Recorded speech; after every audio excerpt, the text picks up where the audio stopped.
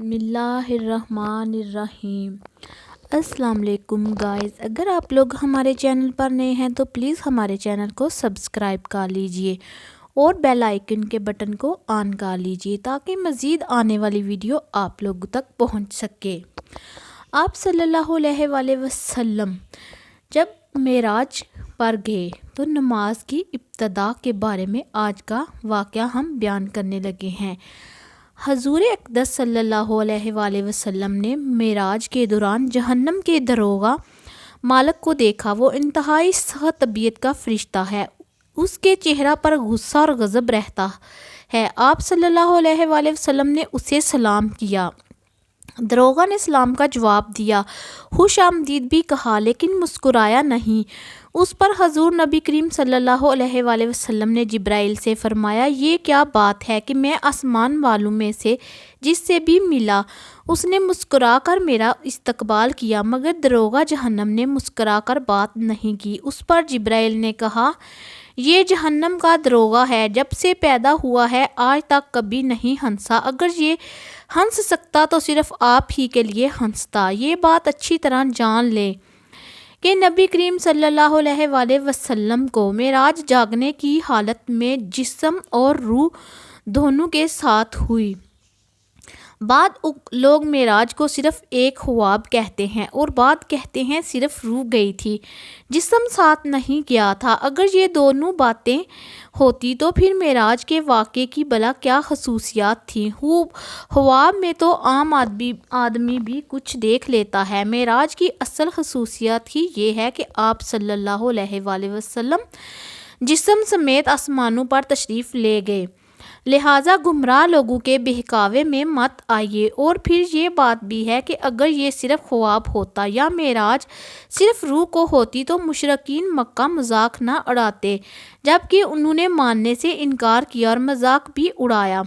خواب میں دیکھے کسی واقعے پر بھلا کوئی کیوں مذاق اڑاتا؟ معراج کے بارے میں اس مسئلے میں بھی اختلاف پایا جاتا ہے کہ نبی کریم صلی اللہ علیہ وآلہ وسلم نے اللہ تعالیٰ کو دیکھا یا نہیں۔ اس بارے میں دونوں طرح کی احادیث موجود ہیں۔ اس معاملے میں بہتر یہ ہے کہ ہم خاموشی اختیار کریں، کیونکہ یہ ہمارے اعتقاد کا مسئلہ نہیں ہے، نہ ہم سے قیامت کے دن یہ سوال پوچھا جائے گا۔ حضور صلی اللہ علیہ وآلہ وسلم اللہ تعالیٰ سے ہم کلامی کے بعد آسمانوں سے واپس زمین پر تشریف لے آئے۔ جب اپنے بستر پر پہنچے تو وہ اسی طرح گرم تھا جس طرح چھوڑ کر گئے تھے۔ یعنی معراج کا یہ عجیب واقعہ اور اتنا طویل سفر صرف ایک لمحے میں پورا ہو گیا۔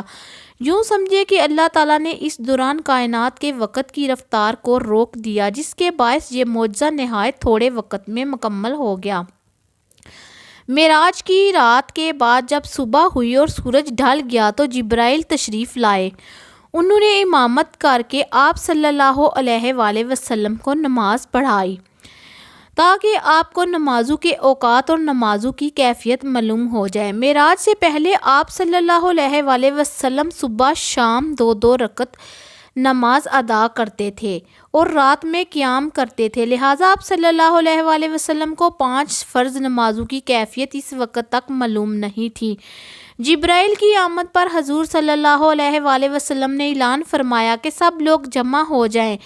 چنانچہ آپ صلی اللہ علیہ وآلہ وسلم نے جبرائیل کی امامت میں نماز ادا کی اور صحابہ کرام رضی اللہ عنہم نے آپ کی امامت میں نماز ادا کی۔ یہ ظہر کی نماز تھی۔ اسی روز اس کا نام ظہر رکھا گیا، اس لیے کہ یہ پہلی نماز تھی جس کی کیفیت ظاہر کی گئی تھی۔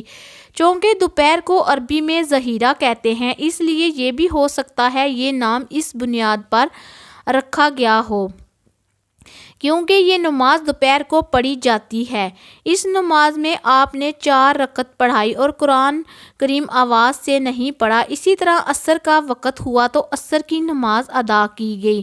سورج غروب ہوا تو مغرب کی نماز پڑھی گئی۔ یہ 3 رکعت کی نماز تھی۔ اس میں پہلی 2 رکعتوں میں آواز سے قرات کی گئی، آخری رکعت میں قرات بلند آواز سے نہیں کی گئی۔ اس نماز میں بھی ظہر اور عصر کی طرح حضرت جبرائیل آگے تھے۔ آپ صلی اللہ علیہ وآلہ وسلم ان کی امامت میں نماز ادا کر رہے تھے اور صحابہ نبی کریم صلی اللہ علیہ وآلہ وسلم کی امامت میں۔ اس کا مطلب ہے حضور صلی اللہ علیہ وآلہ وسلم اس وقت مقتدی بھی تھے اور امام بھی۔ یہ سوال کہ یہ نماز کہاں پڑھی گئی، تو اس کا جواب یہ ہے کہ خانہ کعبہ میں پڑھی گئی، اور آپ صلی اللہ علیہ وآلہ وسلم کا رخ بیت المقدس کی طرف تھا، کیونکہ اس وقت قبلہ بیت المقدس تھا۔ حضور صلی اللہ علیہ وآلہ وسلم جب تک مکہ معظمہ میں رہے اسی کی سمت منہ کر کے نماز ادا کرتے رہے۔ جبرائیل علیہ السلام نے پہلے دن نمازوں کے اول وقت میں یہ نماز پڑھائی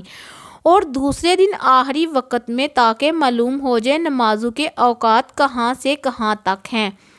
اس طرح یہ 5 نمازیں فرض ہوئی اور ان کے پڑھنے کا طریقہ بھی آسمان سے نازل ہوا۔ آج کچھ لوگ کہتے نظر آتے ہیں نماز کا کوئی طریقہ قرآن سے ثابت نہیں، لہٰذا نماز کسی بھی طریقے سے پڑھی جا سکتی ہے، ہم تو بس قرآن کو مانتے ہیں۔ ایسے لوگ صریح گمراہی میں مبتلا ہیں۔ نماز کا طریقہ بھی آسمان سے ہی نازل ہوا اور ہمیں نماز اسی طرح پڑھنا ہوگی جس طرح نبی کریم صلی اللہ علیہ وآلہ وسلم اور آپ کے صحابہ پڑھتے رہے۔ یہ بھی ثابت ہو گیا کہ فرض نمازیں 5 ہیں۔ حدیث کے منکر 5 نمازوں کا انکار کرتے ہیں، وہ صرف 3 نمازوں کے قائل ہیں۔ لوگوں کو دھوکہ دینے کے لیے وہ کہتے ہیں کہ قرآن مجید میں صرف 3 نمازوں کا ذکر آیا ہے، حالانکہ اول تو ان کی یہ بات ہی جھوٹ، دوسرے یہ کہ جب احادیث سے 5 نمازیں ثابت ہیں تو کسی مسلمان کے لیے ان سے انکار کرنے کی کوئی گنجائش نہیں رہتی۔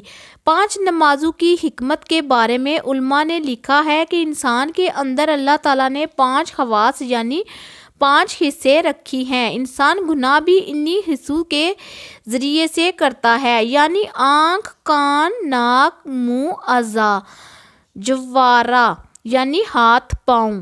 لہٰذا نمازیں بھی 5 مقرر کی گئی تاکہ ان 5 حواسوں کے ذریعے دن اور رات میں جو گناہ انسان سے ہو جائیں وہ ان 5 نمازوں کے ذریعے دھل جائیں۔ اس کے علاوہ بھی بے شمار حکمتیں ہیں۔